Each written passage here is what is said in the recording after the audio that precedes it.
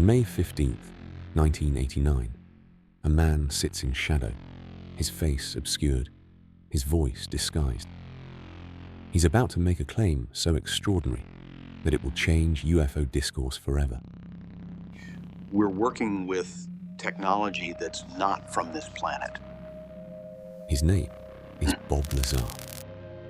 And according to him, he spent months reverse engineering alien spacecraft at a secret facility near Area 51. He claims he touched materials not found on Earth, claims he read briefing documents about extraterrestrial beings and their visits to our planet, spanning thousands of years. The US government says he never worked there. His academic credentials can't be verified. His story has been picked apart by skeptics for over 3 decades. And yet, Bob Lazar is the reason you know about Area 51. The official report omitted several key details. I'm here to ensure the truth, as difficult as it may be, finally comes out. This is his story.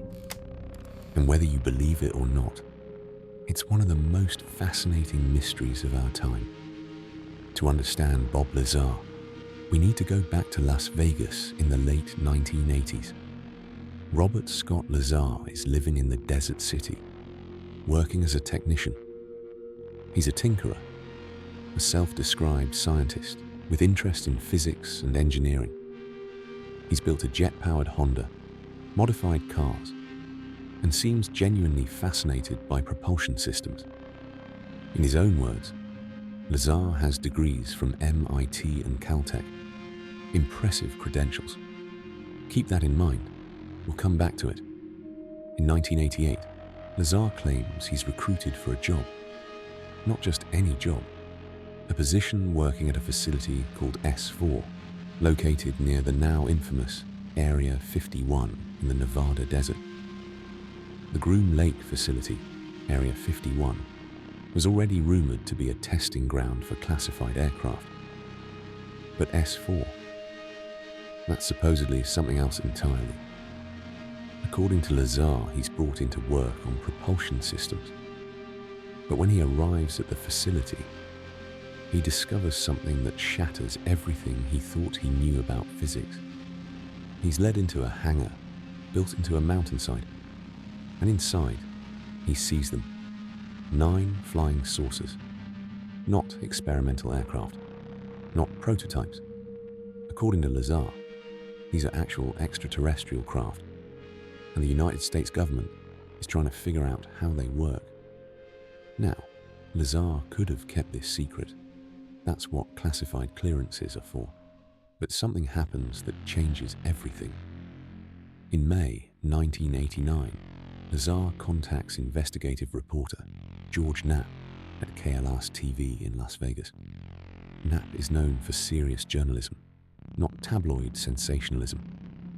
And when Lazar sits down with him, still in shadow, still using the pseudonym Dennis, he begins to tell a story that will captivate millions. The interviews air. The response is immediate and explosive. Here's someone claiming first-hand knowledge of alien technology, speaking calmly, using technical language, describing specific details about propulsion systems and physics. By November 1989, Lazar reveals his real name and face. There's no going back now. So what exactly did Bob Lazar claim he saw? Let's get into the specifics. According to Bob Lazar, the craft at S4 weren't all the same. He says he worked primarily on one disc-shaped vehicle, which he called the Sport model, and his descriptions are remarkably detailed. The craft, he says, is about 40 to 50 feet in diameter. Seamless construction, no visible welds or bolts. The hull appears to be made of a dull metallic material.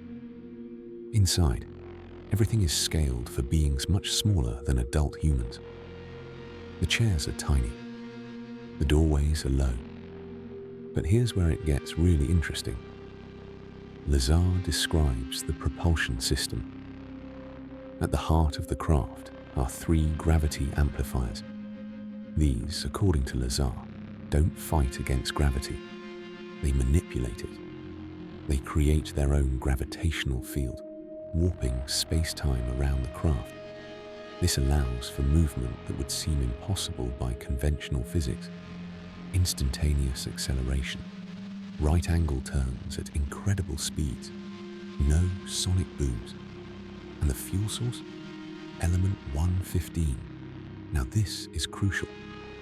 In 1989, when Lazar makes this claim, element 115 doesn't officially exist. The periodic table ends at element 109. Lazar describes element 115 as a super heavy element, orange-colored, incredibly dense. According to him, when bombarded with protons, this element produces an antimatter reaction that generates massive amounts of energy with gravity as a byproduct. Exactly what you'd need for gravity propulsion. Here's the thing. In 2003, 14 years after Lazar's claims, scientists successfully synthesize element 115 in a laboratory. It's named moscovium.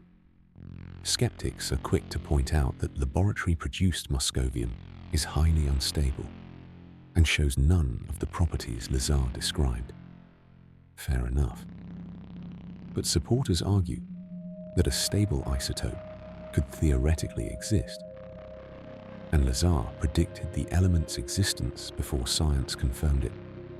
But Lazar claims he saw more than just spacecraft and exotic fuel. He says he was given briefing materials to read, documents that describe the history of extraterrestrial involvement with Earth. According to these documents, which Lazar calls the Orange Papers, these beings have been visiting Earth for thousands of years.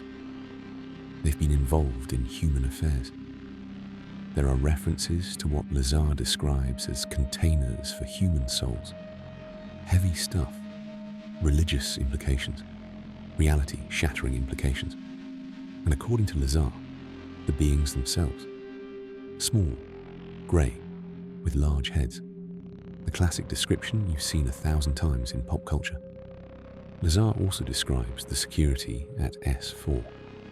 And this is where we need to talk about compartmentalization. Compartmentalization is a security technique used in highly classified programs. The idea is simple, but powerful. You only tell each person exactly what they need to know to do their specific job, and nothing more. Imagine a jigsaw puzzle where each worker holds one piece, but no one is allowed to see the full picture. The engineer working on the power system doesn't talk to the metallurgist analyzing the hull. The technician studying propulsion never meets the scientist examining the craft's navigation systems. You come in, do your task, and leave. You don't ask questions. This isn't science fiction. The US actually used extreme compartmentalization during the Manhattan Project to build the atomic bomb. Thousands of people worked on it, many having no idea what they were really building. According to Lazar, S4 operated the same way. He was brought in to focus on the propulsion system of one specific craft. That's it. He wasn't supposed to know about the other 8 discs. He wasn't supposed to read those briefing documents about extraterrestrial history. But he did. And that's partly why his story is so specific in some areas and vague in others.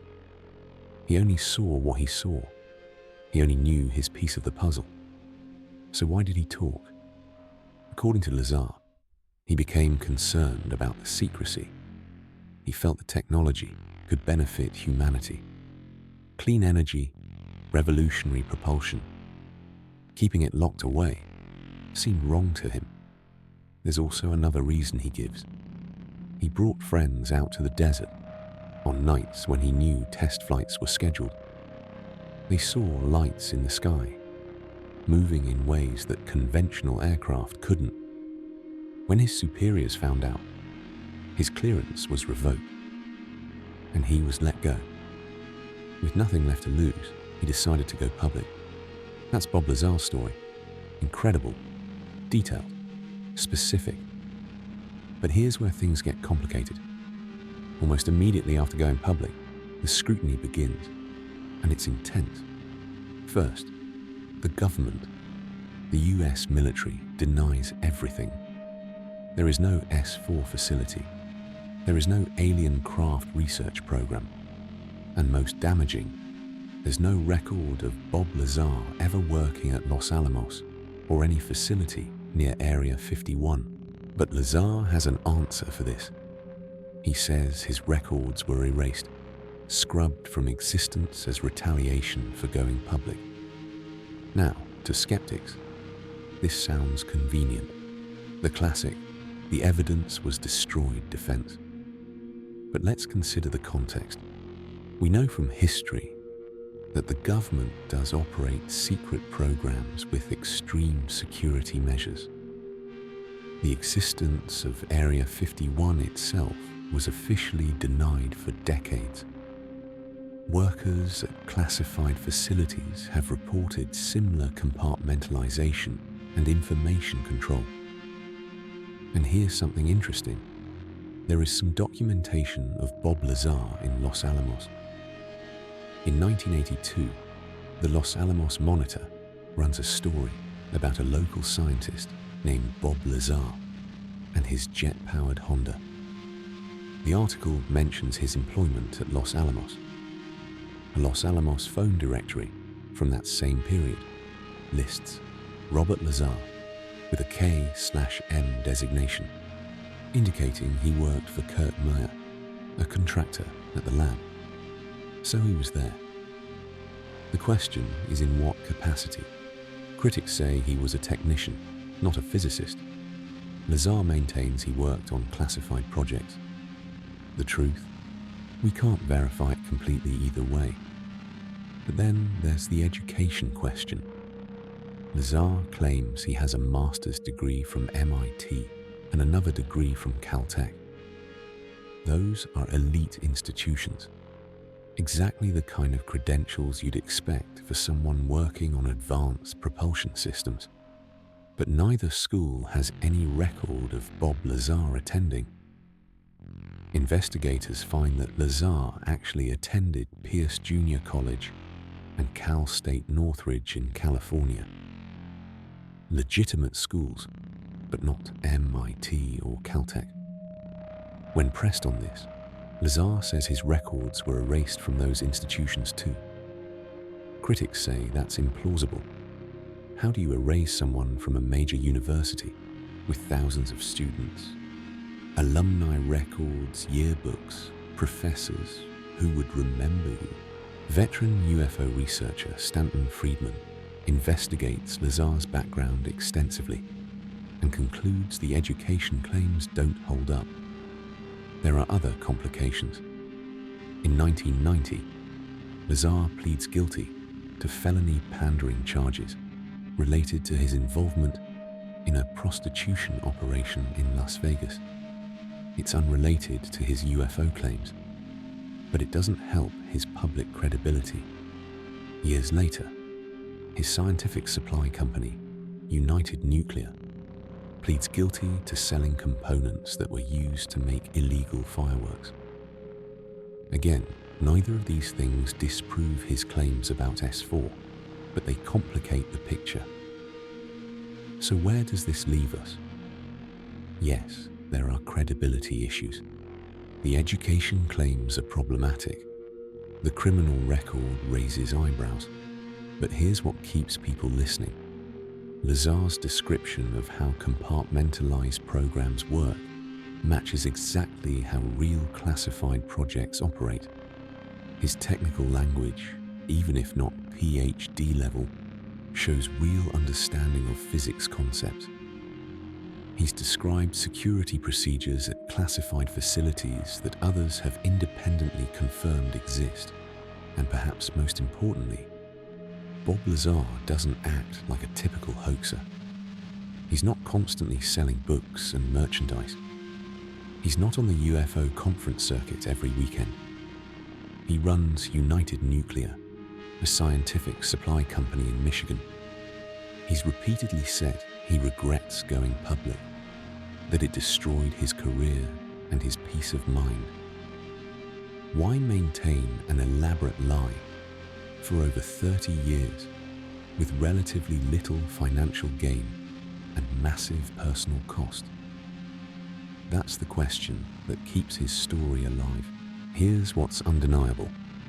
Bob Lazar changed everything. Before Lazar, Area 51 was known mostly to aviation enthusiasts as a testing ground for spy planes. After Lazar, it became the symbol of government alien conspiracy. The cultural impact is massive. Movies, TV shows, video games, they all reference Area 51 as the place where aliens are hidden. That's directly because of Bob Lazar's 1989 interviews. In 2013, the CIA officially acknowledges Area 51's existence for the first time, though only in the context of U-2 spy plane testing. No mention of aliens. In 2019, a Facebook event called Storm Area 51, They Can't Stop All of Us, goes viral. Millions of people RSVP as a joke. Some actually show up. The event becomes intonation. The Pentagon releases videos of unknown craft performing maneuvers that defy easy explanation. Congressional hearings are held. Serious scientists are studying the topic. And Bob Lazar? Well, some see him as a pioneer who was telling the truth decades before it became acceptable to discuss. Others still see him as a fabulist who got lucky with some predictions and created the greatest UFO hoax of all time. Al News. All roads lead back to Bob Lazar. In recent years, there's been a shift in how mainstream sources treat UFO phenomena. Excuse me, UAPs, unidentified aerial phenomena, the new preferred term. In 2018, filmmaker Jeremy Corbell released a documentary called Bob Lazar, Area 51 and Flying Saucers. In it, an older Lazar tells the same story, with the same details, the same frustration at not being believed. Then, in June 2019, something significant happens. Bob Lazar appears on the Joe Rogan Experience, episode 1315, alongside Jeremy Corbell. This isn't just any podcast appearance. Joe Rogan's show is one of the biggest platforms in the world, with millions of listeners. For nearly 2 hours, Lazar sits across from Rogan and tells his story again. But this time, something's different. Rogan asks tough questions, but he's also genuinely curious. He's not dismissive. He's not trying to debunk. He's listening. And so are millions of other people, many of whom are hearing about Bob Lazar for the first time. What makes this interview compelling is Lazar's demeanor. He's not animated or trying to sell you something. He seems tired, frankly. Tired of telling the story. Tired of not being believed. He answers questions about the physics, the craft, the security procedures, all with the same detail he's given for 30 years. Rogan, who's interviewed thousands of people, later says that Lazar comes across as credible to him. Not proven, but credible. There's something about his consistency, his reluctance to embellish, his obvious discomfort with the attention. The episode explodes. Millions of views. The debate reignites with a new generation. Some viewers are convinced, others remain skeptical. But one thing is undeniable. Bob Lazar's story still has power. The Joe Rogan appearance becomes a watershed moment. Suddenly, Lazar isn't just a figure from 1980s UFO lore. He's relevant again, and his story is reaching people who never would have encountered it otherwise. So what's the truth about Bob Lazar? Did he work on alien spacecraft at a secret facility in the Nevada desert? Or did he weave together bits of truth, maybe some low-level work at classified facilities, with imagination, rumor, and borrowed sci-fi concepts to create an elaborate story? We may never know for certain, but here's what we do know. Bob Lazar's claims can't be easily dismissed or easily proven. 35 years later, we're still talking about them, still investigating, still wondering.